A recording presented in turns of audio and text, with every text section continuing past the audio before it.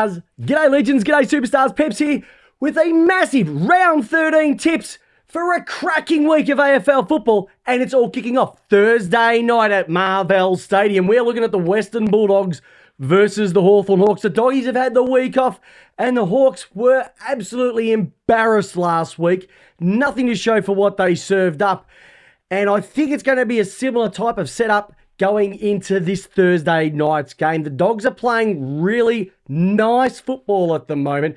And the Hawks, well, they're more like the Bollywood Hawks rather than the Hollywood Hawks at the moment. They're a little bit inferior. They're probably a little bit bolder, but they're just not getting it done on the field. And I think the Western Bulldogs are going to take this one out, I think quite comfortably. I reckon by 4 or 5 goals. And it hasn't happened so far in 2025, but I can see Aaron Norton kicking 3 or 4 against Mr. Barras down there to set the Doggies up with a corker. Libba will have a blinder. I reckon Riley West will be stamping another position for a All-Australian squad nomination this year, because his 2025 has been amazing. I don't expect Hawthorn to bounce back from this, and I think they are in serious trouble of missing the 8. Rightio, let's get in the Friday night's game. This, I reckon, could be game of the round. Adelaide, Brisbane Lions, 7:40 p.m. at the Adelaide Oval. How good were Adelaide against the Swans last week? Smashed the living suitcases out of them. And, well, you got the Brisbane Lions doing what the Brisbane Lions do. They just keep winning. So, when you put these two teams together, I'm going with Adelaide because it's in Adelaide. If this was in Brisbane, I'd simply go with the Lions. But the massive forward line that Adelaide have, when you got Rankin and Rochelle having cracking seasons, Dawson, Neil Bullen, you've got Fogarty, you've got Thilthorpe, you've just got so much to look forward to when you're the Adelaide Crows. This is nothing bad to say about Brisbane, but they're just probably better at home in front of a massive crowd at the Adelaide Oval. I reckon it might be a bit of a tight one, 3 goals at the most, but I'm really, really excited to see if Adelaide are not just a serious top 8 contender.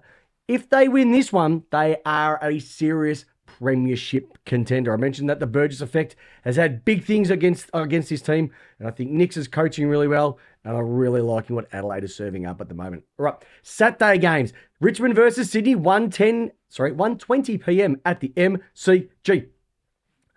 Sydney, how bad have they been over the last couple of weeks? Beaten by the D's at the G, beaten by Adelaide on their home deck. They've got a lot of issues going on at the moment.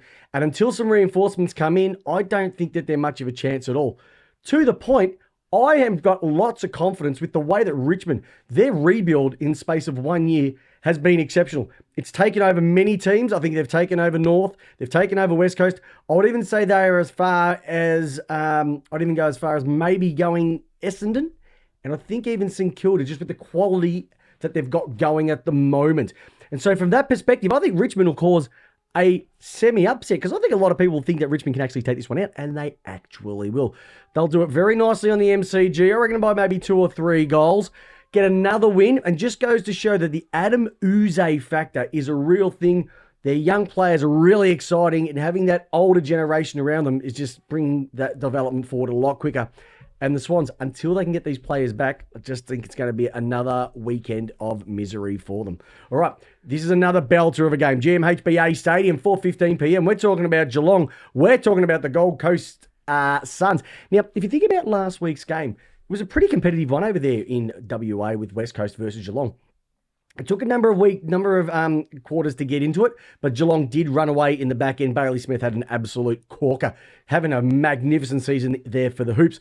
Gold Coast really, really disappointed in what they served up last weekend. I thought that they would have had this one won against Fremantle on their home deck, but it's just one of those things that when you think that they're going to win, Gold Coast got beaten by Gold Coast, and I don't think Damien Hardwick will be looking for much out of that particular game, and I think he'll be setting his troops up for a cracker at GMHBA Stadium.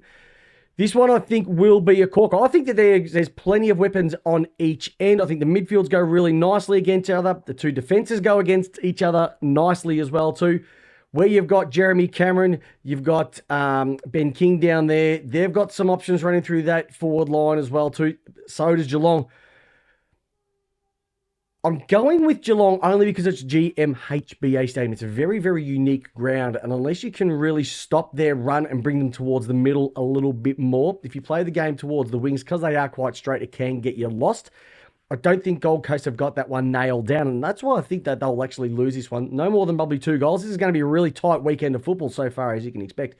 And I just think that Jeremy Cameron, he's had a cracking number of weeks and it's going to continue. Thus, it'll be on Sam Collins, probably the All-Australian fullback, I would say, at this moment in time.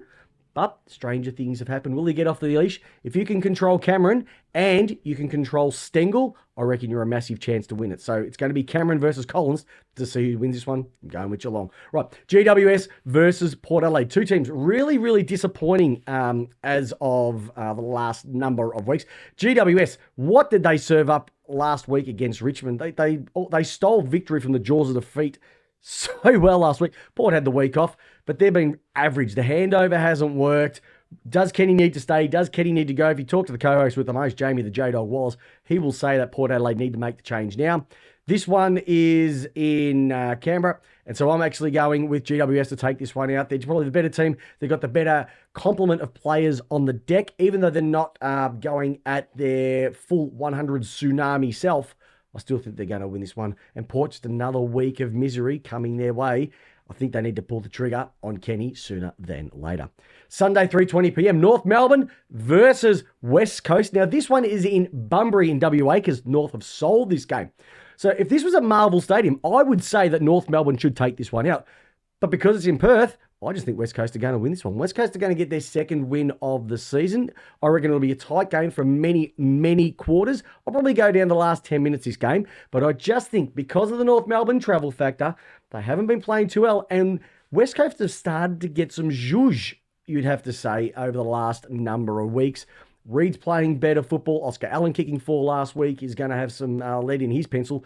And I think they'll take this one out by probably 4 or 5 goals at the most. I really think this one could blow out towards the back end because once West Coast get on a run, they can be a little bit hard to stop. All right, let's get into the next Sunday game. Carlton versus Essendon, MCG, 7:20 Sunday night because of the King's birthday holiday here in Melbourne. This is going to have 80,000 people there.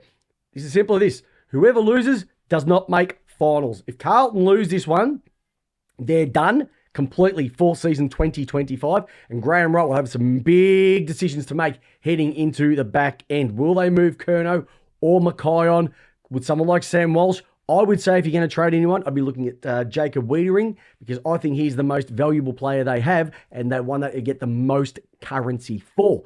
Outside of that, I'm looking at Essendon. Really good last week against Brisbane. Did push it up to pretty much to the pussy's bone. Caddy was great. Kako got some points. Merritt will be back as well too. I think it's going to be a great contest. I'm actually going with Essendon to continue their run of pretty good football and to win by no more than a goal. We know these two teams can play some really close, exciting games. And I think this is going to be another one for Essendon to take this one out over Carlton. And the last weekend game, it is the King's birthday, the traditional game, Melbourne versus Collingwood, 3:20 p.m. at the MCG. We all know that it is the Freeze MND game. Get around, get your beanies on, support the cause. We're going to beat the beast, or we're going to fight the beast, and we're going to take it out as well too. Melbourne really disappointed with what they served up against the Saints up there in Darwin last week. 7:21 is never going to kick you a winning score. And Collingwood have been fundamental throughout the season. I can't even believe that I picked Collingwood to not even make finals this year. How much of a flog am I looking? I think we're going to get a better serving up from Melbourne. I think they play a lot better football at the MCG. And even though my heart would love for them to actually win this one, I just think Collingwood have been really clinical. The only way I can see Collingwood losing this one is if Melbourne are able to keep the ball in their forward half and not allow that back-end transition that Collingwood like to do.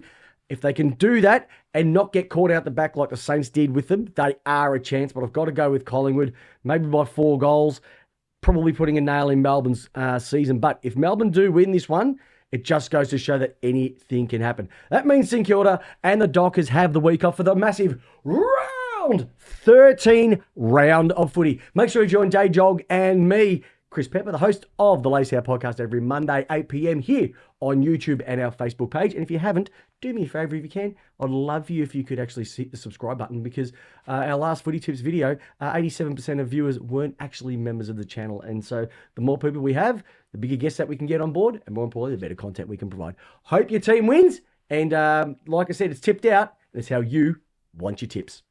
Good luck this weekend.